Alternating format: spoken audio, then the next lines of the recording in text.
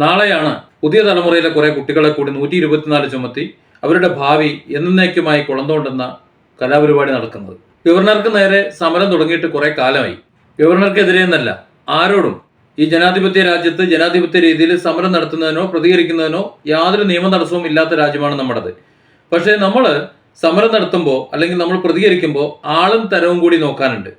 ആര് ആരോടാണ് പറയുന്നത് എന്നുകൂടി നോക്കണം. ഇല്ല എന്നുണ്ടെങ്കിൽ ചിലപ്പോൾ വിവരം അറിയും. ഇവിടെ ഗവർണറുടെ മേലാണ് SFI നിരന്തരം കുതിര കയറിക്കൊണ്ടിരിക്കുന്നത്. കുറേയൊക്കെ ഗവർണർ ക്ഷമിച്ചു. എന്നാൽ ഇതിനു മുമ്പ് തിരുവനന്തപുരത്ത് പ്രതികരിച്ചിട്ടുള്ള അദ്ദേഹത്തിന്റെ വാഹനത്തിൽ അടിച്ചിട്ടുള്ള SFI വിദ്യാർത്ഥികളുടെ ഇന്നത്തെ അവസ്ഥ എന്താണെന്ന് എല്ലാവർക്കും അറിയാം. അത് അങ്ങനെ തന്നെ നിലനിൽക്കുമ്പോഴാണ് കഴിഞ്ഞ ദിവസം നിലമേലിൽ കുറച്ച് കുട്ടികളെ കൊണ്ട് ചൂടുചോറ് വാരിച്ചത്. അവരുടെ ഇന്നത്തെ അവസ്ഥയും നമ്മൾ കണ്ടുകൊണ്ടിരിക്കുന്നുണ്ട്. അതായത് അവരുടെ ഭാവി എന്നേക്കുമായി കഴിഞ്ഞു. അതിന്റെ ഗുരുതരാവസ്ഥ അവർക്ക് മനസ്സിലായിട്ടുണ്ടാവുമെന്ന് എനിക്കറിയില്ല. അതൊക്കെ അങ്ങനെ നിലനിൽക്കുമ്പോൾ തന്നെയാണ് SFI ഇനിയും സമരം തുടരും എന്നറിയിക്കുന്നത്. കേന്ദ്ര ആഭ്യന്തര മന്ത്രാലയം ഏർപ്പെടുത്തിയിട്ടുള്ള സ്പെഷ്യൽ സുരക്ഷ Z+ സുരക്ഷയിൽ പൂനെയിൽ നിന്ന് കൊച്ചിയിലെത്തുന്ന ഗവർണർ, അദ്ദേഹം കോസ്റ്റ് ഗാർഡിന്റെ ഗസ്റ്റ് ഹൗസിലാണ് താമസിക്കുക. കോസ്റ്റ് ഗാർഡിന്റെ തന്നെ ഒരു പ്രോഗ്രാമിൽ അദ്ദേഹം പങ്കെടുക്കും. അദ്ദേഹം കൊച്ചിയിൽ എത്തുന്ന സമയത്ത് അതിശക്തമായ പ്രതിരോധം, അതിശക്തമായ പ്രകടനം, അതിശക്തമായ പ്രതിഷേധം ഉണ്ടാകും എന്നാണ് SFI അറിയിക്കുന്നത്. കേന്ദ്രം Z+ സുരക്ഷ ഏർപ്പെടുത്തിയതിന് പിന്നാലെ SFI സംസ്ഥാന സെക്രട്ടറി ആർഷോ പറഞ്ഞത് Z+ എന്നല്ല, ഏത് സുരക്ഷ ഏർപ്പെടുത്തിയാലും SFI ഇനി സമരം കടുപ്പിക്കാൻ പോവുകയാണ്. അതായത് ഗവർണർ ശരിക്കും SFIയുടെ സമരം കാണാൻ പോകുന്നതേ ഉള്ളൂ എന്നാണ്. അതുകൊണ്ട് തന്നെ നമ്മളിവിടെ മനസ്സിലാക്കേണ്ടത് കൊച്ചിയിലും SFIയുടെ കനത്ത പ്രതിഷേധം നടക്കും എന്ന് തന്നെയാണ്. അതായത് കരിങ്കൊടിയും അതുപോലെ ബാനറും അതിനെല്ലാം പുറമെ എടുത്തുചാട്ടവും എല്ലാം ഉണ്ടാവുമെന്നാണ് മനസ്സിലാക്കേണ്ടത്. അഥവാ അങ്ങനെയാണ് ഈ സംസാരങ്ങൾ കേൾക്കുമ്പോൾ മനസ്സിലാകുന്നത്. ഗവർണർക്കെതിരെയുള്ള പ്രതിഷേധ പരിപാടികൾ പങ്കെടുക്കാൻ വേണ്ടി, ഗവർണർക്കെതിരെ പ്രതിരോധം തീർക്കാൻ വേണ്ടി എറണാകുളം മഹാരാജാസിലെ കുട്ടികളോട് SFI വിദ്യാർത്ഥികളോട് കരുതിയിരിക്കാൻ, തയ്യാറെടുത്തിരിക്കാൻ നിർദ്ദേശം കൊടുത്തതായിട്ടും അറിയുന്നു. ഗവർണർക്കെതിരെ പ്രതിഷേധിക്കുന്നത് ഒരു വലിയ പ്രശ്നമൊന്നുള്ള കാര്യമല്ല. അതായത് ഗവർണർ കടന്നു പോകുമ്പോൾ അതിന്റെ ഓരത്ത് നിന്നുകൊണ്ട് കരിങ്കൊടി ഉയർത്തുന്നതോ പ്രതിഷേധിക്കുന്നതോ ഒന്നും യാതൊരു പ്രശ്നമില്ല. പക്ഷേ അവിടെ കൂട്ടം കൂടി നിന്ന് ബഹളമുണ്ടാക്കുകയോ പ്രകോപനം സൃഷ്ടിക്കുകയോ അതുപോലെ വാഹനത്തിന് നേരെ പാഞ്ഞെടുക്കുകയോ ഒക്കെ ചെയ്താൽ ഇനി വിവരമറിയും. ആ രീതിയിലുള്ള പ്രകടനങ്ങൾ SFI കാഴ്ചവെച്ചാൽ കേന്ദ്ര സെക്യൂരിറ്റി വിഭാഗം എങ്ങനെയാണ് അത് കൈകാര്യം ചെയ്യുക, അതിനെ നേരിടുക എന്നൊന്നും പറയാൻ പറ്റില്ല. ഇപ്പോഴത്തെ അവസ്ഥയിൽ CPM ഇവിടെ നിലനിൽക്കണമെന്നുണ്ടെങ്കിൽ ഒരു രക്തസാക്ഷി ആവശ്യമുണ്ട്. കുറെ കാലമായി രക്തസാക്ഷികൾ ഇല്ലാതെയാണ് ഈ പാർട്ടി മുന്നോട്ട് പോകുന്നത്. അതുകൊണ്ട് തൽക്കാലം പിടിച്ചു നിൽക്കാൻ വേണ്ടി ഒരു രക്തസാക്ഷി അവർ സൃഷ്ടിക്കും. അത് മഹാരാജാസിലെ ഏതെങ്കിലും ഒരു വിദ്യാർത്ഥിയായിരിക്കാൻ ഒരുപക്ഷെ അവർ പ്ലാൻ ചെയ്തിട്ടുണ്ടാവും. ഒരു രക്തസാക്ഷിയെ ആവശ്യമുണ്ട് എന്നതുകൊണ്ട് തന്നെ ഏത് തരത്തിലുള്ള സമരമുറയും ഇവിടെ പ്രതീക്ഷിക്കണം. ഇവിടെ നമ്മൾ ചിന്തിക്കേണ്ടത് ആർഷോ, SFIയുടെ സംസ്ഥാന സെക്രട്ടറി ആർഷോ, അതുപോലെ നേതൃനിരയിലുള്ള സംസ്ഥാന നേതാക്കൾ, ഇവരൊക്കെ ഈ സമരത്തിന്റെ മുൻനിരയിൽ ഉണ്ടാവുമോ എന്നാണ്. നിലവിൽ നടന്നിട്ടുള്ള സമരങ്ങളിൽ എവിടെയും തന്നെ, അതായത് ഗവർണർക്കെതിരെ പ്രതിഷേധം നടന്ന സ്ഥലങ്ങളിൽ എവിടെയും തന്നെ ഈ നേതാക്കൾ, ആർഷോ അടക്കമുള്ള നേതാക്കൾ എവിടെയും തന്നെ ഉണ്ടായിരുന്നില്ല.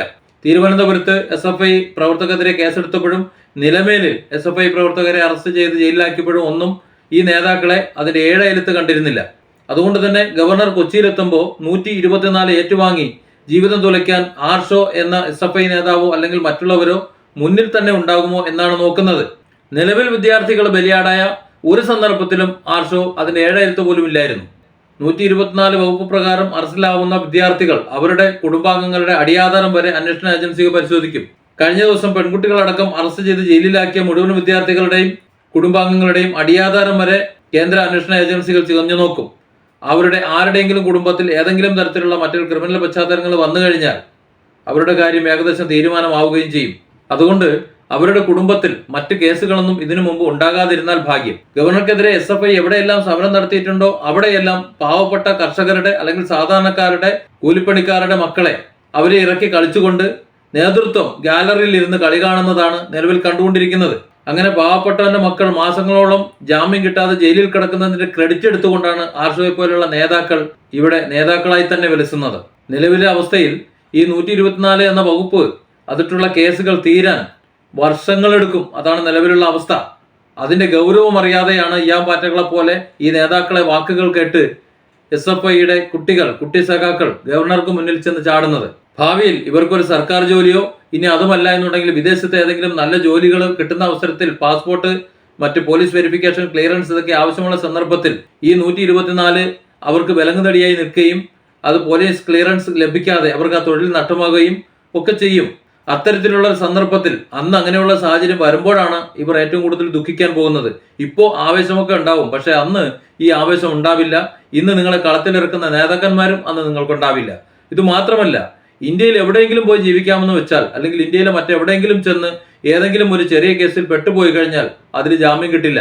ഏത് ചെറിയ കേസാണെങ്കിലും ആ കേസ് ചികഞ്ഞ് പരിശോധിക്കുമ്പോൾ ഇയാൾക്ക് ഇതിനു മുമ്പ് കേസുണ്ടോ എന്ന് പരിശോധിക്കുന്ന സമയത്ത് 124 പൊന്തി വരും. അതുകൊണ്ട് തന്നെ എത്ര ചെറിയ കേസാണെങ്കിലും ജാമ്യം കിട്ടാതെ അകത്ത് കിടക്കാനുള്ള സാധ്യതയും കിടക്കുന്നുണ്ട്.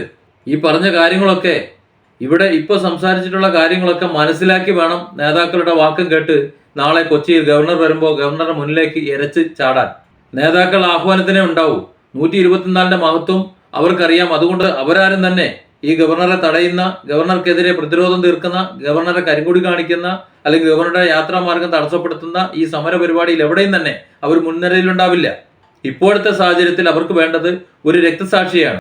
അതുകൊണ്ട് കേന്ദ്ര സെക്യൂരിറ്റി വിഭാഗം ഗവർണറുടെ സുരക്ഷയ്ക്ക് വേണ്ടി നിലകൊള്ളുമ്പോൾ ആ സുരക്ഷയെ മറികടന്ന് SFI നേതൃത്വം പ്രകോപനങ്ങൾ സൃഷ്ടിക്കുമ്പോൾ ഒരു രക്തസാക്ഷി ഉണ്ടാകാൻ വേണ്ടി SFIയും അതിലൂടെ CPM-ഉം ഇപ്പോൾ ആഗ്രഹിക്കുന്നുണ്ട്.